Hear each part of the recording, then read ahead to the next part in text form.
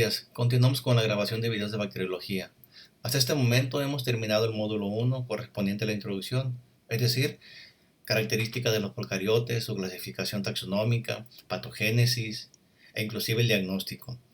Estamos en condiciones pues de iniciar el estudio de las bacterias patógenas para el humano. Les recomiendo que si alguien de ustedes no vio con atención los videos anteriores, lo haga porque es el momento correcto.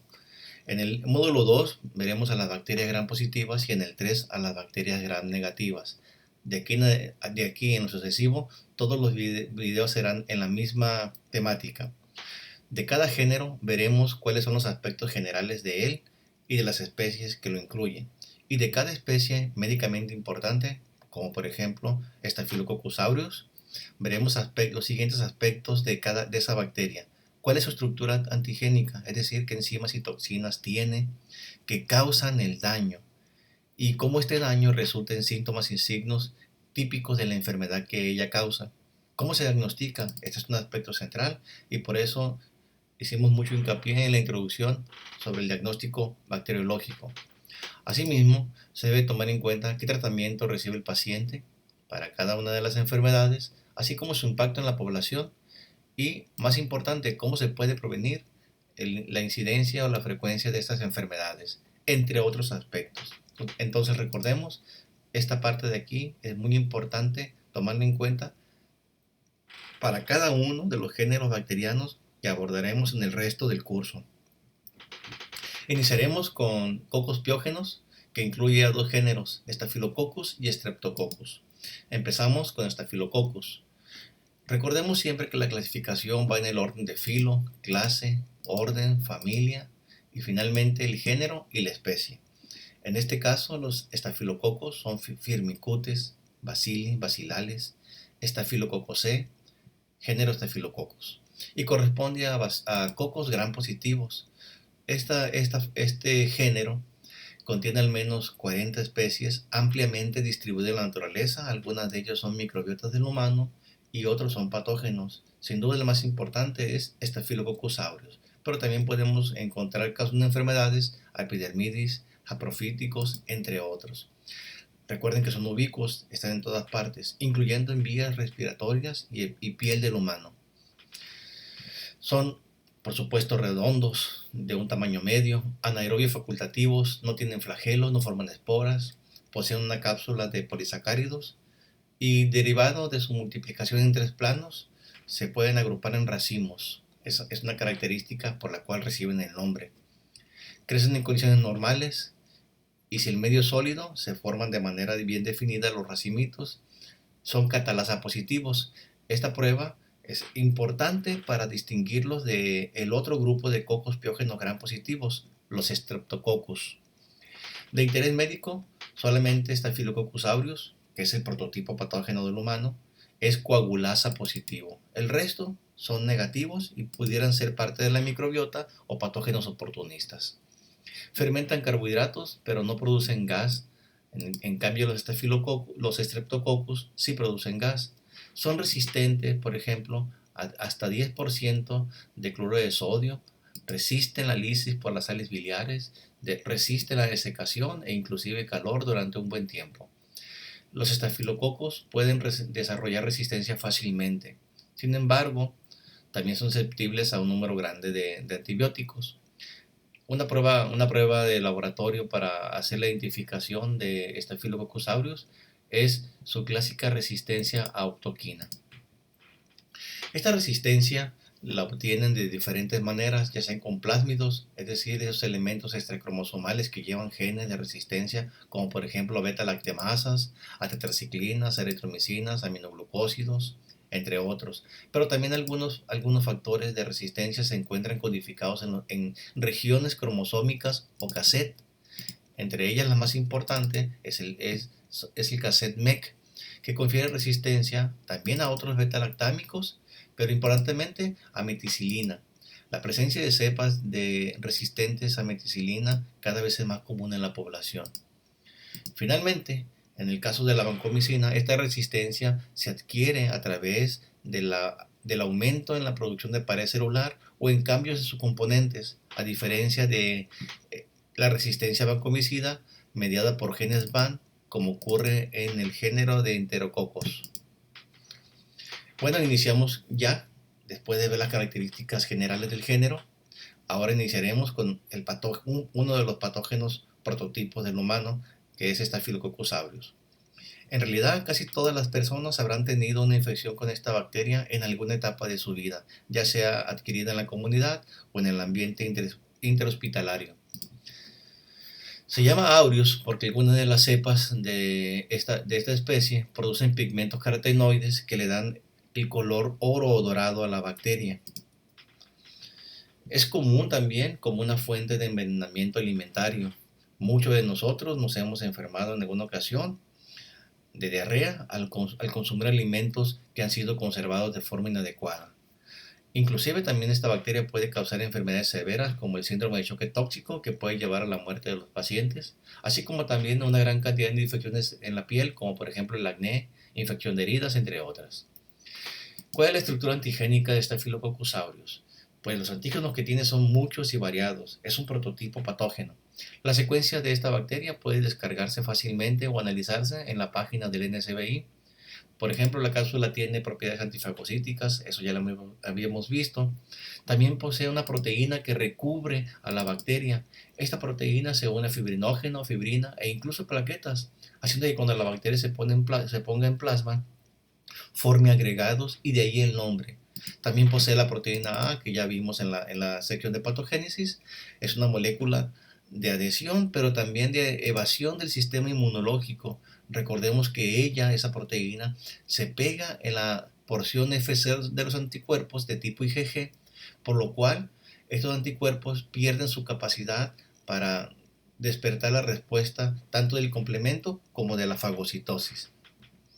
También tiene enzimas como la catalasa, que vimos que es muy útil para distinguir estafilococos de streptococos, coagulasa, que nos permite identificar a la especie patógena clásica aureus, y otros factores de extensión como las hialuronasas y estafilocinasas que ya vimos en la patogenia.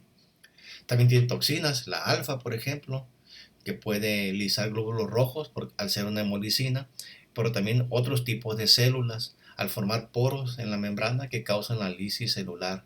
La beta, que es una esfingomelina, rompen este componente de las membranas, por lo tanto también es tóxica para muchos tipos de células.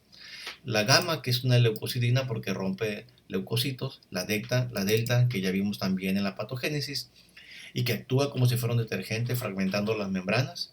La toxina exfoliativa, el nombre es un poco explícito.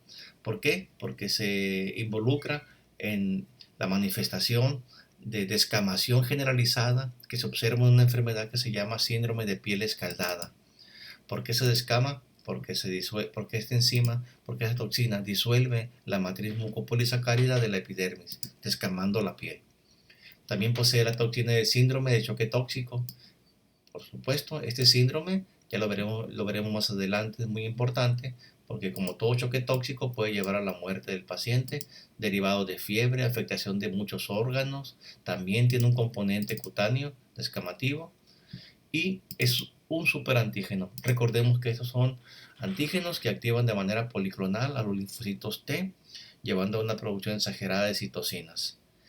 También posee un arsenal de enterotoxinas. Estas son las que causan la intoxicación o el envenenamiento alimentario. Tiene como unas 15. Estas toxinas son resistentes al calor. Una vez que la bacteria contaminó el alimento y produjo la toxina, entonces, aunque la comida sea calentada de forma correcta, difícilmente serán eliminadas las toxinas y basta una pequeña cantidad de alguna de ellas, para que ocurra la diarrea y el vómito. Es un vómito explosivo, se llama, y también la diarrea. ¿Por qué? Porque actúa estimulando los receptores neurales del intestino. También son superantígenos. En este caso, estas toxinas están codificadas en una isla de patogenicidad de la bacteria. Bueno, la patogenia es un proceso complejo, multifactorial. Recordemos que hasta el 50% de los individuos de la población portan esta bacteria en nariz y piel. Además de eso, también se puede localizar en fomites, todo tipo de objetos. Pero sin duda es importante las antígenos y capacidades que tenga la bacteria para invadir al hospedero así como su poder de producir toxinas y enzimas que dañan a los tejidos. Staphylococcus es un patógeno clásico. Vean toda la cantidad de mecanismos de evasión que tiene, de invasinas, de toxinas y enzimas que causan el daño, así como una gran cantidad de moléculas de adhesión que le permiten adherirse a diferentes tejidos del hospedero. De tal manera que, aunque las diatomeas sean bonitas, los hongos complejos, Staphylococcus aureus tan solo es una bacteria muy guapa. ¿Cuáles son los datos clínicos que puede ocasionar esta bacteria? Pues la infección piógena, recuerden que se llama así porque produce pus, puede manifestarse como un grano, un furúnculo o un absceso. La pared de este grano o de este foco de infección limita la extensión de la infección y no debe de romperse de forma inadecuada. El furúnculo corresponde a la infección de los folículos pilosos. Más adelante veremos una imagen. Aquí mostramos los sitios donde la bacteria puede afectar. Mejor sería preguntar qué sitio anatómico no puede infectar la bacteria. Si a partir del foco de infección inicial la bacteria se disemina a circulación, puede haber complicaciones como endocarditis, osteomielitis, meningitis, neumonía. La osteomielitis es la inflamación tanto del hueso como de la médula derivada de la afectación piógena. También vimos que produce una toxina que produce el síndrome del choque tóxico. Este se caracteriza por un inicio abrupto de fiebre, vómitos, diarreas, escarlatina, hipotensión que lleva a una insuficiencia renal y cardíaca. Por ejemplo, esto puede ocurrir después de unos días del uso de tampones.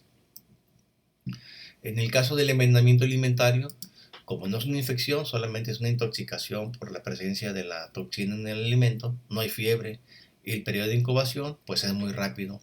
Y comentábamos que son náuseas, vómito y la diarrea violenta tan característica en nuestra población. Así como llegó, se va, es decir, la convalecencia es rápida. En el caso de las infecciones de la piel, pueden ser de muchos tipos, pueden ser supurativas, como por ejemplo el acné, el himpético, ectiema, furúnculo, carbunco, el síndrome de la piel escaldada que veremos más adelante y la erisipela. Vean algunos términos. Supurativo significa que produce pus, a diferencia de exudativo que produce humores que no son purulentos. El himpético, el furúnculo, ya comentábamos que es la infección del folículo piloso, y el carbunco es su complicación. El himpético son las infecciones de las capas superficiales de la piel. Son como las ampollas que salen después de que hacemos algún negocio en la casa, como por ejemplo barrer. Y el ectiema es su complicación o aglomeramiento.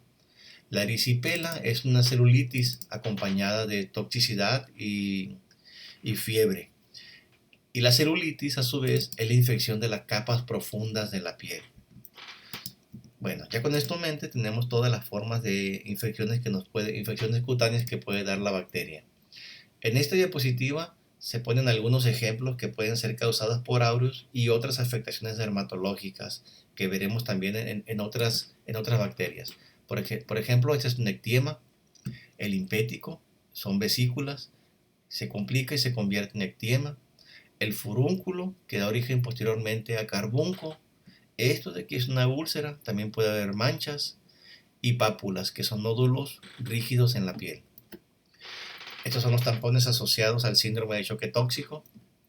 Y miren un pequeño absceso causado por Staphylococcus aureus. Una úlcera, ¿verdad? Y esto corresponde a un himpético. El síndrome de piel escaldada, entre otras más. ¿Qué muestras debemos de tomar para el diagnóstico?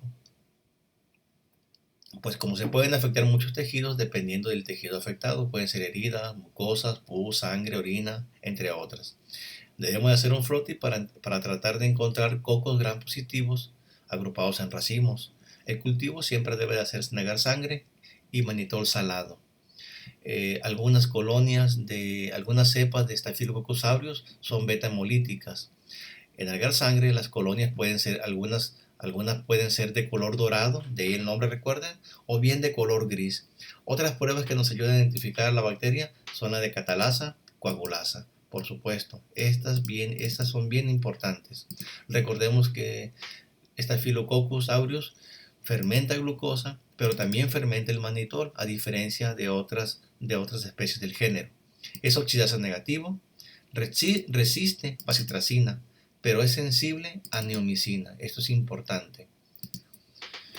Bueno, aquí tenemos un ejemplo de algunas bacterias, de algún cultivo bacteriano de Aureus, donde se puede ver la diferente tonalidad de los colores y su actividad hemolítica de algunas cepas. Como se mira el frotis de tinción gram, racicocos gram positivos agrupados en racimos. Es resistente a bacitracina, pero sensible a neomicina. El tratamiento, recuerden que tenemos el anexo de antibióticos en el cual podemos verificar con precisión el medicamento de elección, así como su dosis. Generalmente de elección es la meticilina, porque muchas de las cepas en la población ya son resistentes a penicilina y a fármacos relacionados. La epidemiología es importante para bajar el número de casos. Es importante tratar de abatir las fuentes de infección. Esto es prácticamente imposible porque las bacterias son ubicuas, pero ayuda mucho en la limpieza de las heridas en los pacientes, la limpieza de piel y vías respiratorias, y también, por supuesto, la limpieza de artículos que pueden tener la bacteria. La prevención solamente es la higiene y el tratamiento adecuado de los enfermos para evitar diseminar la bacteria con más velocidad. No hay vacunas todavía eficientes para esta bacteria. En el caso de otra bacteria que es parte de la flora normal de nuestro cuerpo o de la microbiota normal, encontramos a Staphylococcus epidermidis. Es microbiota, sin embargo, puede ser un patógeno oportunista, principalmente en el ámbito hospitalario. Principalmente. ¿Por qué? Porque como está en la piel, durante procedimientos quirúrgicos puede contaminar algunos dispositivos que se introducen en las personas, como válvulas cardíacas, catéteres, etc., durante las cirugías. De tal manera que en estos dispositivos la bacteria puede crecer y formar un biofilm. Y recordemos que quitar un biofilm dentro del cuerpo no es nada sencillo. Es más difícil que combatir a las bacterias planctónicas o individuales. Para hacer el diagnóstico diferencial de Aureus, recordemos que Aureus fermenta el mannitol y este no, y tiene coagulasa negativo. Y generalmente no es beta-hemolítico. Aquí vimos la imagen de un medio de agar mannitol-salado, donde vemos que Aureus fermenta el mannitol y Streptococcus epidermidis no lo fermenta. Aquí se mira un biofilm de la bacteria en un catéter. Y por último, Saprophyticus, que es una especie que en realidad es saprofítica, está en todas partes, pero eventualmente puede causar infecciones de vías urinarias, UTIs, principalmente en mujeres jóvenes, y muy rara vez causa infecciones intrahospitalarias que pueden llevar a la sepsis, por ejemplo en neonatos. Al igual que el anterior, es coagulasa negativo, tampoco fermenta el mannitol y generalmente no es necesario distinguirlo de epidermidis. Bueno, hasta aquí sería todo en este video de Staphylococcus, y recuerden que en los siguientes videos se hará la misma dinámica, ver características generales de los géneros y ver las características de cada una de las bacterias de interés clínico. Hasta la próxima.